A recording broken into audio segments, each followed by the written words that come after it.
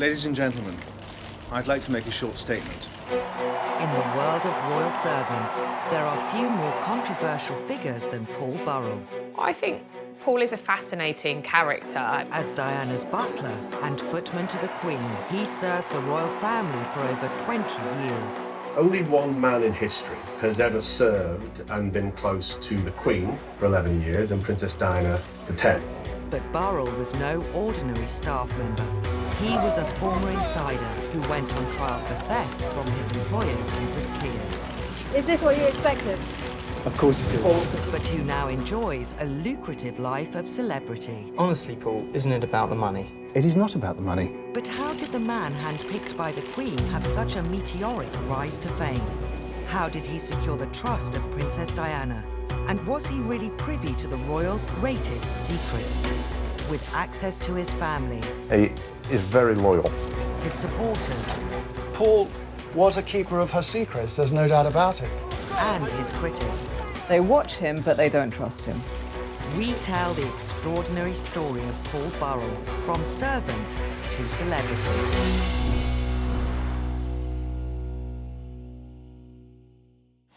Today, Paul Burrell is one of the most visible figures in royal commentary.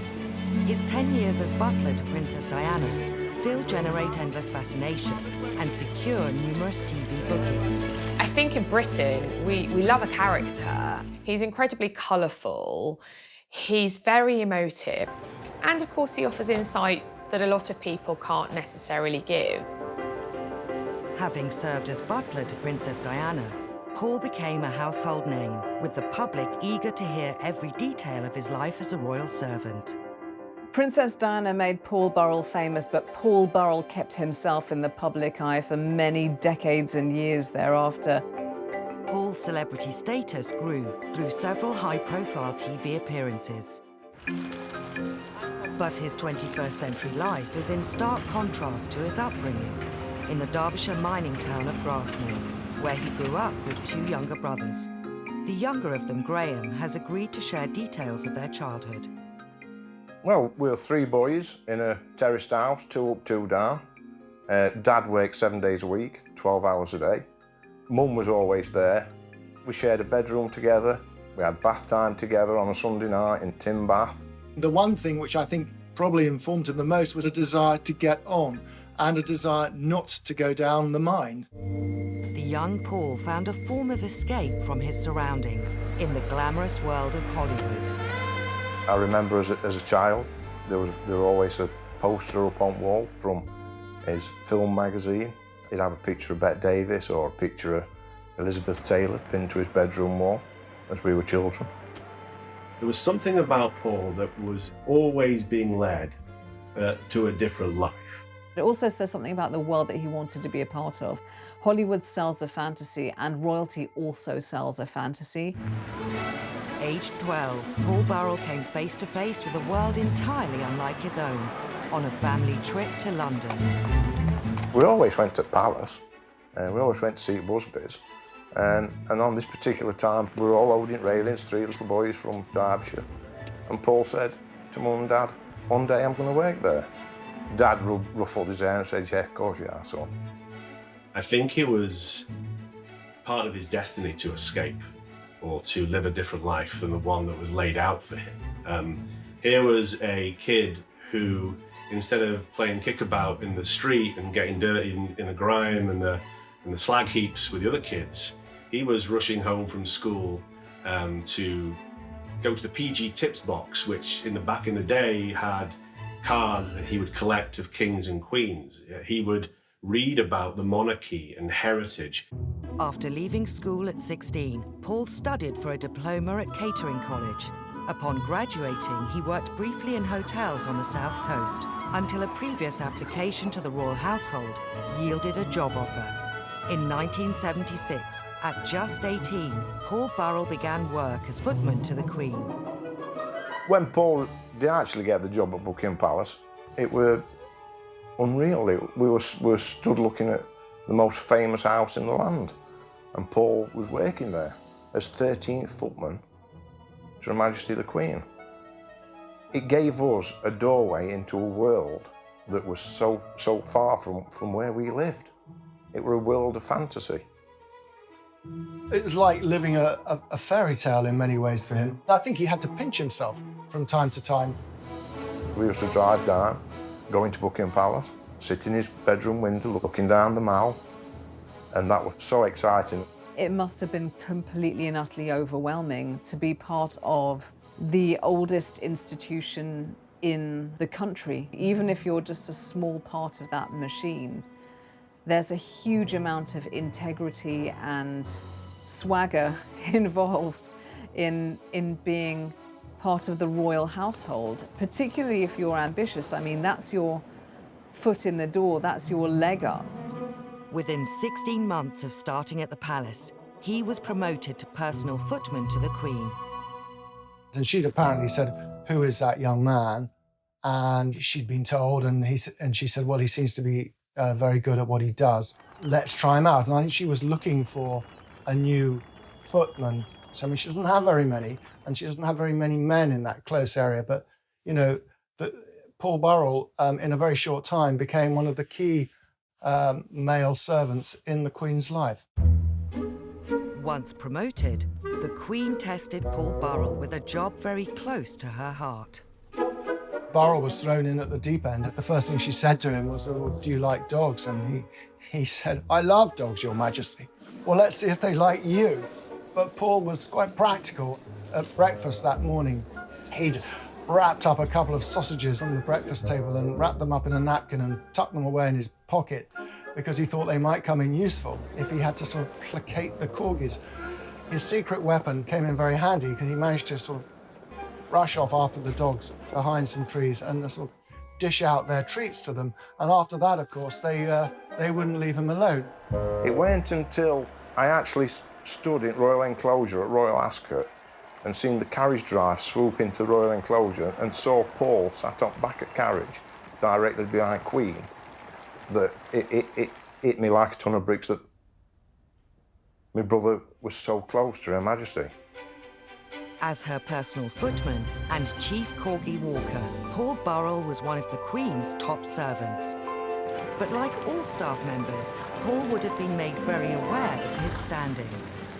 Di Davis, who served the royals from 1994 to 98 as head of Scotland Yard Royalty Protection Force, remembers well the boundary between the royals and their staff. I think Her Majesty, she has seen so many servants, police officers, private secretaries come and go. All of us who work with and for the royal family have to remember our place. We're there to support them. We're not there to be their best friends. Whilst Paul may have been kept busy with his duties for the Queen, he still found time to help out the newest addition to the royal family. In 1981, Diana Spencer was living at Buckingham Palace in the months leading up to her wedding to Prince Charles. This other member of staff called Mark Simpson had got close to the princess and he was taking her Big Macs, and so he pulled Paul Burrell in to be part of this mission. And so they went to a local McDonald's and they brought back Big Macs and fries. And they apparently sat and had it together. And that's Diana. I think she could mix with everybody. She was just a normal girl to him. She was very down to earth, like he's very down to earth. They connected, very similar ages. But whilst Paul was becoming popular upstairs, it would be downstairs that romance blossomed. Paul met his wife Maria, who was a maid to Prince Philip, while they were making the Queen's bed. He and Maria did break new ground because normally what happens when below-stairs staff marry was that one of them, at least, has to stop working. Paul happened to mention this to the Queen one day, and the Queen said, "Well, that can't be right. You and Maria deserve to stay on." Although today Paul is strongly associated with Lady Diana, it was originally his wife Maria who bonded with the princess and secured Paul's future with the newest royal. Sometimes she would pop down to their little tiny mews flat, which is at the back of Buckingham Palace, where all the servants lived, and she would, drop in to see Maria as well. So slowly, this sort of relationship was building. So Princess Diana and Maria were, it could be argued, as thick as thieves in the early years. They were both new mums, so sharing their experiences and bonding over that new life. By the mid-80s, when Diana and Charles needed more staff at Highgrove, their Gloucestershire residence, Diana made an offer to Maria, not Paul. Diana begins sort of appealing to Maria to think about the future, and you can't carry on living in this poky little flat. Why don't you come and work for us? And with pressure from Diana and a lot more pressure from Maria about a new life in the countryside, they managed to persuade Paul about the benefits of family life at Highgrove. Although initially reluctant to leave the Queen's service, in 1987, Paul relented to pressure from Diana and his wife by moving to Highgrove to become butler to the Prince and Princess of Wales. And I don't blame him in one sense. You know, they were the future, as it were, or she was the future, and the potential future queen. Why wouldn't an ambitious servant want to be on the right side, as it were? But as Paul began on the exciting new chapter in his life, words of warning echoed in his ears. Just before he left, he was taken aside by a very senior figure at Buckingham Palace who said to him, Paul, there is something you need to know about the Charles and Diana household. All is not as it seems. In 1987, Paul Burrell found himself working for possibly the most high-profile royal couple in living memory, the Prince and Princess of Wales. Based at Highgrove, he was a highly valued butler, but relations between Charles and Diana were strained. All the staff in the royal household knew that Prince Charles was carrying on a years-long affair with Camilla Parker Bowles. Princess Diana is first absolutely suffering and devastated, and then very slowly begins to try to find love and friendship in other places. With a growing divide between Charles and Diana, the princess drew on close friends for comfort, including Paul Burrell. Many times when we visited, there'd be a knock at the door. You'd open the door and Princess would be stood there. I watched the friendship grow. She was calm around Paul. They were good together. Paul knew what she wanted before she wanted it. Paul soon found himself in a more trusted relationship with his employer than he had ever had working for the Queen at Buckingham Palace. She didn't have a husband who could talk to her. So she would talk to Paul. When she started to call him her emotional washing machine, she would dump all her innermost thoughts and emotions on him. They would spin it around together on a fast cycle, and she would always walk away feeling lighter and cleaner. Before long, Diana was asking Paul to enable her own extramarital relationships, in particular with former Army Captain James Hewitt, who had been Diana's horse riding instructor. Well, Paul wasn't just Diana's confidant, he was her fixer as well. I mean, during her increasingly acrimonious marriage to Charles, he facilitated many of her boyfriends. There's those infamous stories of him smuggling James Hewitt, the cavalry officer, into Kensington Palace, hidden in the boot under some blankets. And then he would stay the night with Diana, and then, you know, Paul would kind of smuggle him out without anyone seeing the next morning. There was one time when Diana asked him to go and pick up James Hewitt, to take him to Highgrove even, which is quite astonishing. So Burrell put him in the back of a car underneath a blanket. And I mean, whether it really worked, it's highly unlikely because there are police all over the estate at Highgrove. The marriage problems of Charles and Diana soon became public when the Prime Minister made an unprecedented announcement. It is announced from Buckingham Palace that, with regret, the Prince and Princess of Wales have decided to separate. As Diana and Charles discussed separation practicalities, the Princess made an astonishing demand.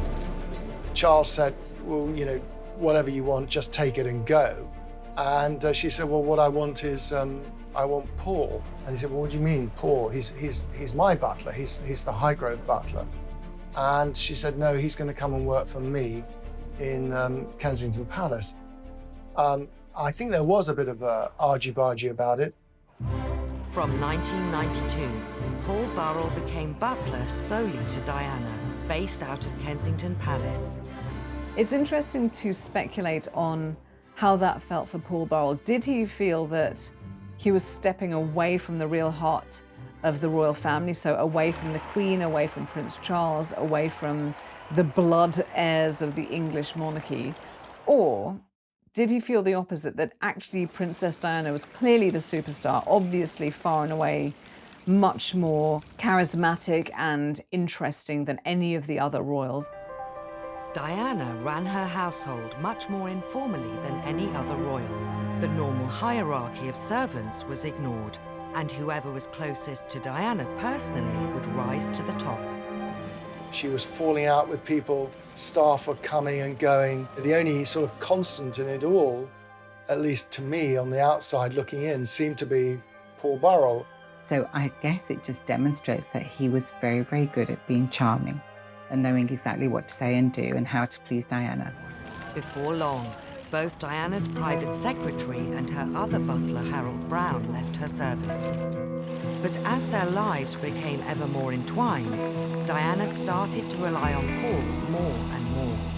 I mean, she was drawing Paul Burrell ever more into her domestic woes. And this was a time when the princess felt increasingly alone and isolated. And it was really no surprise, really, that she should turn to Burrell in this way. She started leaving notes about her life, her thoughts, asking him for advice on all manner of things. He was definitely now being pulled into things that a butler wouldn't ordinarily see unless invited. In recent years, Paul has been publicly questioned over whether the relationship with Diana was more like that between friends than employer and employee. Did he allow himself to cross that boundary? Yes, I suspect he probably did. I understand that if he had turned down the sort of extracurricular stuff that he was now doing for her, well, where would that leave him? He worked in Kensington Palace. He saw the revolving door of staff being turfed out who sort of fell out of favour. She needed someone else by her side. She needed someone to look after her and to give her attention, and she approached the world through her feelings. So if she didn't feel loved or cared for in the moment, she would possibly feel very, very insecure and sad. But I just have a little sense that what bonded them was Diana's need to be loved and Paul's need to be loved. In 1996, the Prince and Princess of Wales divorced, meaning Diana was officially no longer a member of the royal family. With Diana now free to use her international profile however she chose, Paul Burrell's role once again stepped up to a new level. On now iconic tours to Angola and Bosnia in aid of landmine charities, Paul travelled with her in a role that transcended his title of butler. He was wearing many hats. He was PR, he was chauffeur, he was private secretary, he was butler, he was everything rolled into one, which I think speaks to how much she relied on him and how much she trusted him. I remember that tour to Angola in particular. You know, we were all there for the famous shot of the princess walking through the minefield, and there's Burrell in a Ralph Lauren shirt, same as the princess, and you're thinking, this guy now really is very important in her life. 1997 was not only the peak of Diana's public profile, it was also the pinnacle of Burrell's career as a servant. The press described him as the most important person in her life. Gushing newspaper profiles, I should know, I wrote some of them, about who was this remarkable man. You know, boyfriends may come and go, but one man's constant step forward, Paul Burrell, and I think he rather enjoyed it. Paul soon became known as Diana's rock. I mean, a lot of people have said to me, well, he wasn't the only person she referred to as her rock. There are a number of other people. Well, that may be the case. But what I can say is that it didn't come from Burrell. I didn't hear it first from Burrell. It probably came from Diana. Paul has subsequently claimed in TV appearances he was not only her rock, but also Diana's best friend. I think the friendship were greater than they thought at the time, if that makes sense. I think it were great when you look back at it, when you actually were travelling through it. I don't think he was her best friend. I think that's a misunderstanding. I think that's something that he subsequently came to in the years after her death. But Paul was a keeper of her secrets, there's no doubt about it. He may have been the keeper of her secrets, but since her death, he has revealed them too. One of the most sensational was a letter she wrote just 10 months before the tragic accident that took her life. In 2003, Paul revealed the existence of a letter that Diana had written a couple of months after her divorce from Charles, saying that she thought Charles wanted to kill her. This letter was given to Paul, he says, as insurance, and it was in Diana's hand. But Diana was paranoid about these things. I mean, Burrell, I think, did his best to reassure her. The fact that she confided in him about it, I wasn't entirely surprised. I mean, she told me some of this stuff too. She got Burrell to pull up all the carpets on one occasion and even lift floorboards to see if they could find bugs, but they never found anything at all, of course. Only months after Diana wrote this letter to Paul on August 31st, 1997, he received news that brought his life as a royal servant to an unexpected and gruesome end. I was actually with Paul at Kensington Palace. We was woke in the early hours of the morning with police knocking at the door. I remember seeing policemen in Paul's hallway, Paul on telephone. Comes off telephone, said that Princess had been injured. They were like a rabbit in headlights. Everything, his job, his best friend, everything were in jeopardy. The driver and Dodi Al-Fayed died at once. The security man and Diana initially both survived, though ambulancemen spent 2 hours with her at the scene. They were brought here to the Pitié-Salpêtrière hospital, but such was the gravity of Diana's injuries, they pronounced her dead at 4 a.m. Paris time. Upon hearing of Princess Diana's death in Paris, Paul left to perform one final royal duty. He arrived before Charles or any other royal and began arranging for her to be brought back to Britain. They just wanted to take care of all the loose ends and make sure everything was in order and protect her dignity. After her televised funeral in Westminster Abbey, Paul was one of only 2 non-family members invited to Diana's private burial at the family estate, Althorpe. But perhaps the greatest honour for Paul in the months after Diana's death was his involvement in her memorial fund. While being employed by the fund to arrange charitable work, Paul Burrell appeared at events as Diana's representative. The press got more interested in Paul after Princess's death because he was more out there, more visible. They were intrigued. Paul Burrell doesn't have a job. He is no longer serving the royal family. He's no longer serving Princess Diana. He is somehow, maybe in his own mind, stepping into her shoes, or at least stepping into her world. And what is that a world of? TV cameras, paparazzi, speaking opportunities, the chance to go to an event, wear a nice suit, and instead of standing there with a tray serving champagne, someone is standing in front of you with a tray serving you champagne. If you are ambitious and a little bit of a Gatsby, a little bit of a social climber, you would probably find that very seductive indeed. By the middle of 1998, Paul Burrell had carved out a place for himself in public life as the spokesperson for Princess Diana's work and ideals.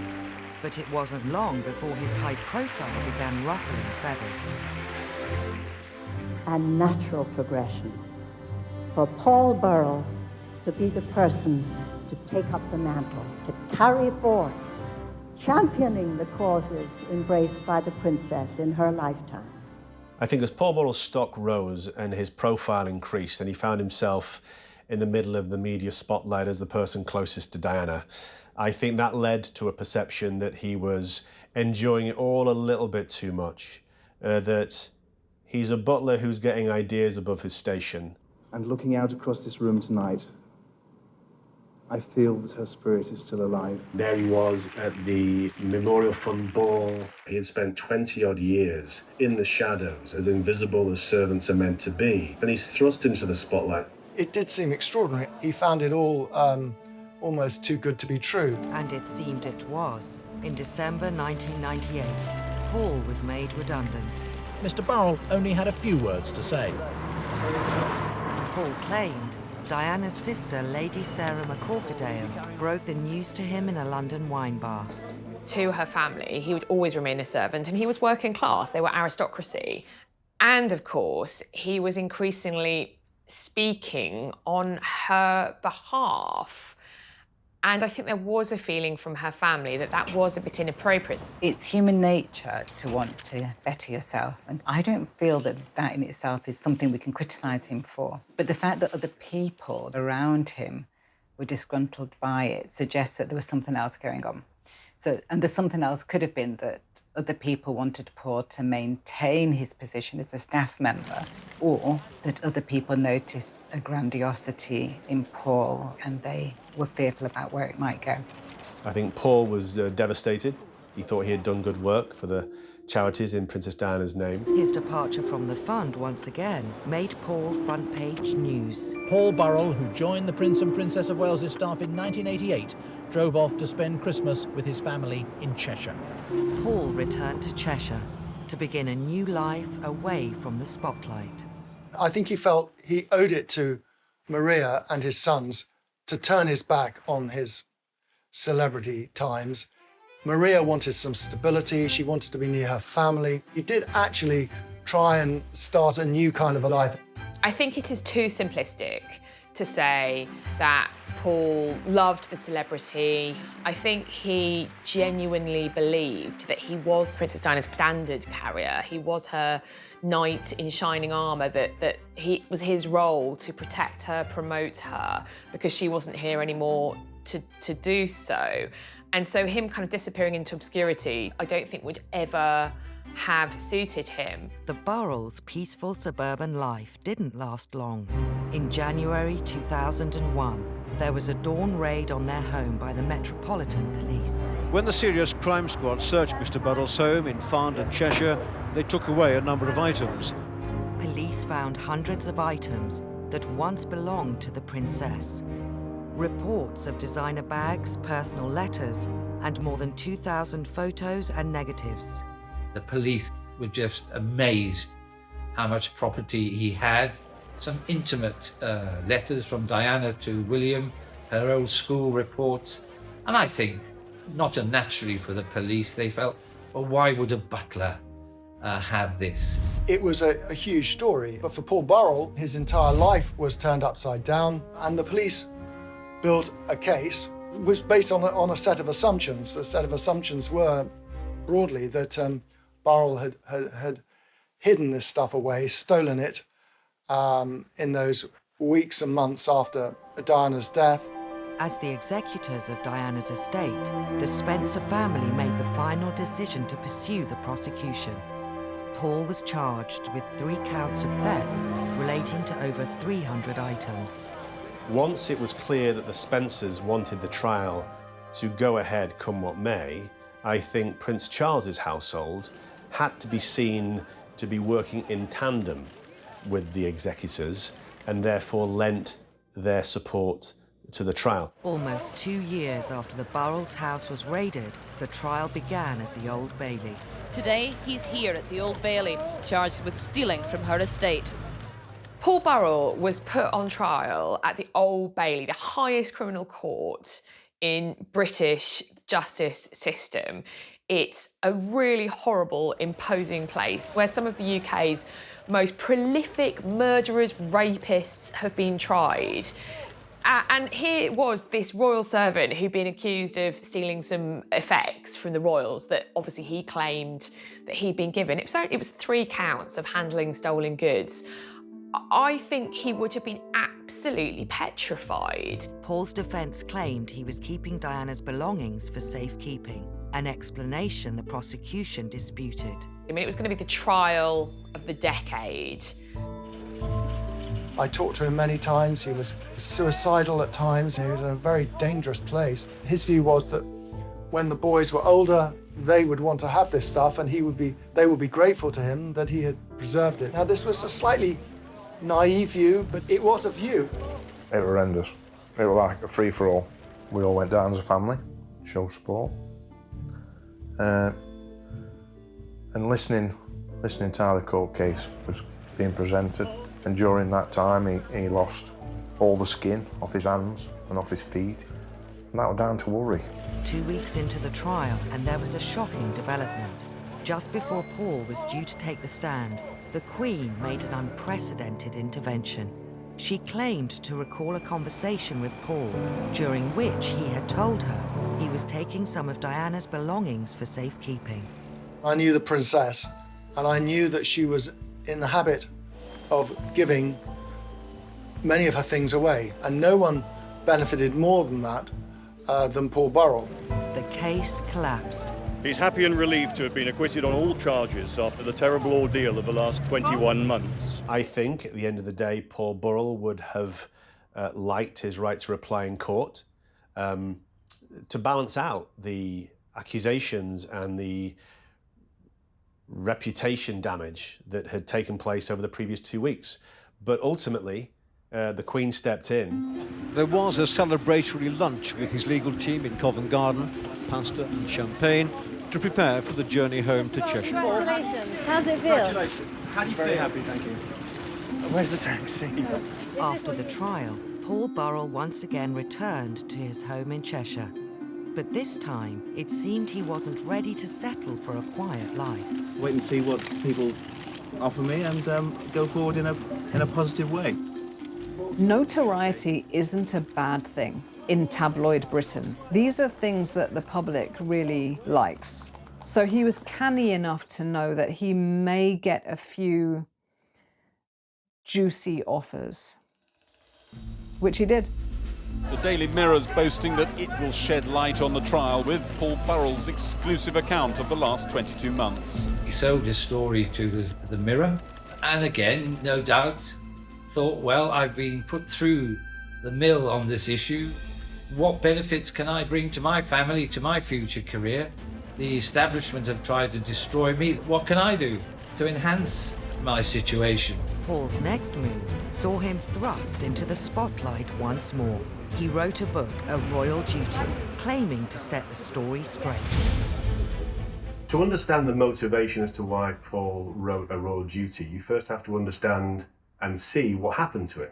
He had been put on trial, accused of the ultimate betrayal, of thieving from Princess Diana. He had become a pariah in many respects, and it's fair to say that they went to the brink of ruin. I think the intention, from what I understand, was always to give his side of the story. He felt that the public thought he was a common thief, and he had to explain what he did and why he did it. I think that Paul obviously wanted to clear his name.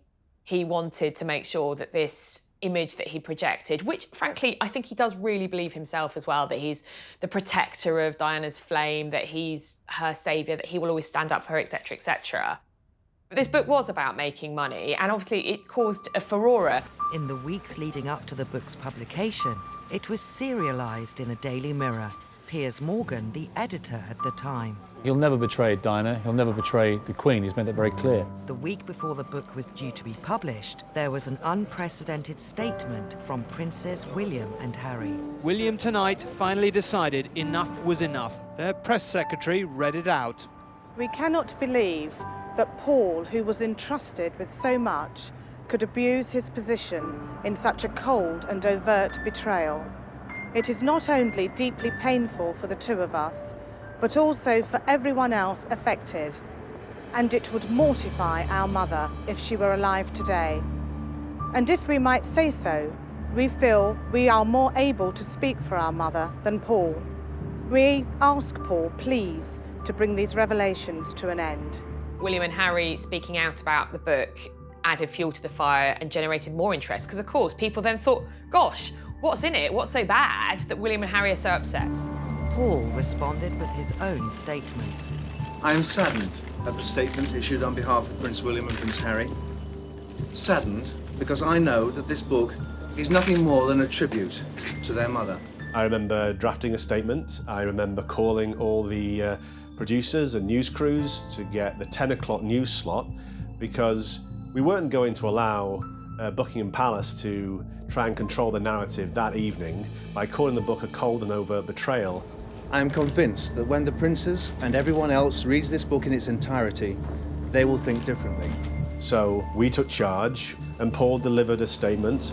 I would also like to point out that following the collapse of my trial at the Old Bailey last year, no one from the royal family contacted me or said sorry for the unnecessary ordeal myself, my wife, and my sons were put through. Embarking on a world tour to promote the book, Paul was soon confronted with accusations of cashing in. I had to stand up for myself and what I think is true, and I've done that, and that's why I've written the book. Honestly, Paul, isn't it about the money? It is not about the money. Absolutely not. I think that's a little disingenuous when he says it's not about the money.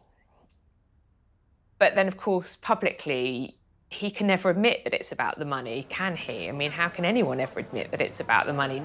I'll just say this, that in the years after Diana died, he was offered many different times the chance to write his book. One offer, which I saw, was for $4 million.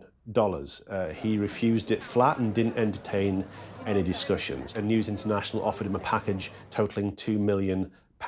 He refused that deal. He chose the lesser deal on the table, which was £350,000 from the Daily Mirror. It was about, for Paul, the truth. How could his story be presented as he wanted it to be presented? You know, there's that such inherent hypocrisy in all of us. We love to say, oh, goodness, you know, roll our eyes at someone who we say is cashing in on, you know, having worked for the royals. But equally, we can't get enough of it. We want to lap up everything that they have to say. With the spotlight firmly on the former butler, in 2004, Paul appeared on ITV's popular reality show, I'm a Celebrity, Get Me Out of Here.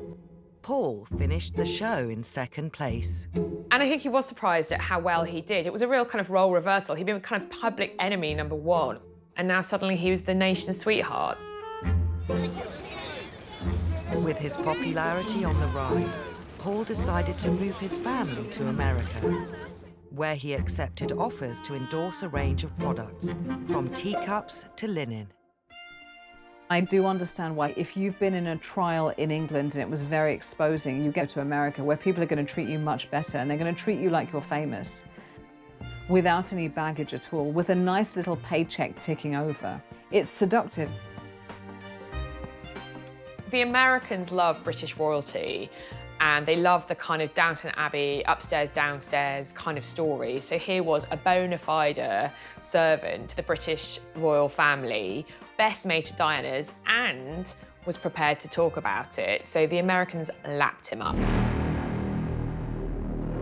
Paul's popularity wasn't to last. More than 10 years on from Diana's death, and with numerous conspiracy theories into what caused her fatal crash, an inquest finally began. Paul Burrell, still living in America at the time, was called as a witness. All day, Mohammed Al-Fayed sat in court listening as Paul Burrell rejected any suggestion that Diana was about to announce her engagement to his son, Dodi. I find that difficult to believe, he said. This was only a 30-day relationship. She was on the rebound from Mr. Khan. He gave evidence as somebody who knew her intimately as a servant, but also a confidant. He was one of the last 6 people that actually she phoned before she died. He has always seen it as part of his job to protect her, and being part of the inquest was part of that. The world's media were on tenterhooks, desperate to see if Paul had anything new to say. But instead of new revelations, Paul Burrell quashed rumours that were circulating about Diana, including that she was pregnant with Dodi Fayad's baby. The princess, he said, was on the pill and definitely not pregnant, and he suggested she may have allowed herself to be seen so publicly with Dodi in order to make Mr. Khan jealous. The inquest took months to complete, yet appeared to confirm what many already suspected. Let's be clear about this.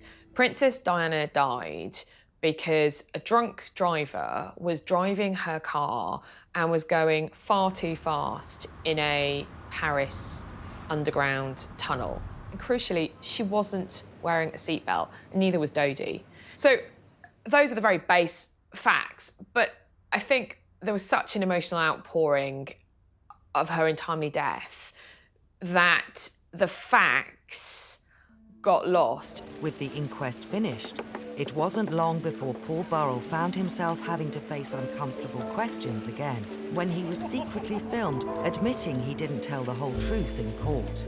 He was drunk, he was jet-lagged, and he maintains he was a victim of entrapment. There might have been an element of showing off. I'm sure that's quite possible too. The total disregard for how this will feel to the people who were affected by Princess Diana's death, it just takes my breath away. Paul's lawyers issued a statement stating that Paul was showing a degree of exaggeration, but he was in private, not in court, not under oath. He did not conceal anything remotely relevant to the inquiry. Despite this, the impact was wide-reaching. The fairy tale was over. The fantasy was broken. He wasn't this twinkly-eyed English butler. I think he did become less credible as a kind of talking head and as a source on the royal family. His star was waning, and he returned to Britain, to the family's flower shop. Paul's wife and children remained in America.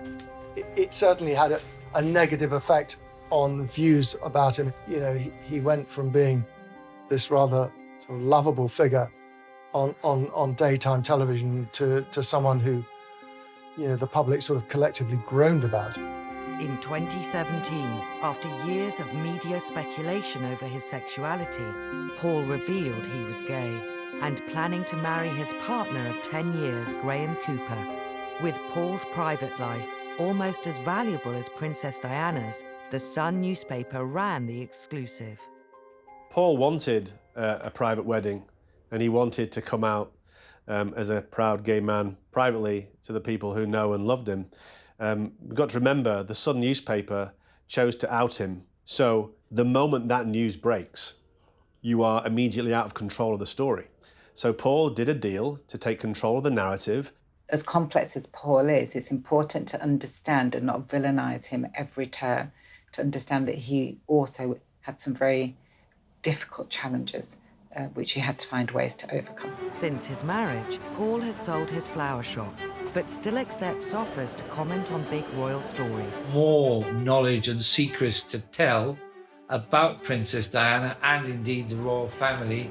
This has allowed his image to carry on, if you like, and the press and the public to be intrigued by this unique man and his unique relationship with Diana and indeed the royals themselves. He isn't going to deny his background and his past, and when television companies ask him to comment, if he wants to, he'll do it, and he'll continue to do that, and he would consider that no more than a right, really, if you like. Paul Burrell holds a really unique place in public life. He's a public figure who's now a celebrity in his own right, but I think he's slightly mistrusted by the British public, and at the same time, they can't get enough of him.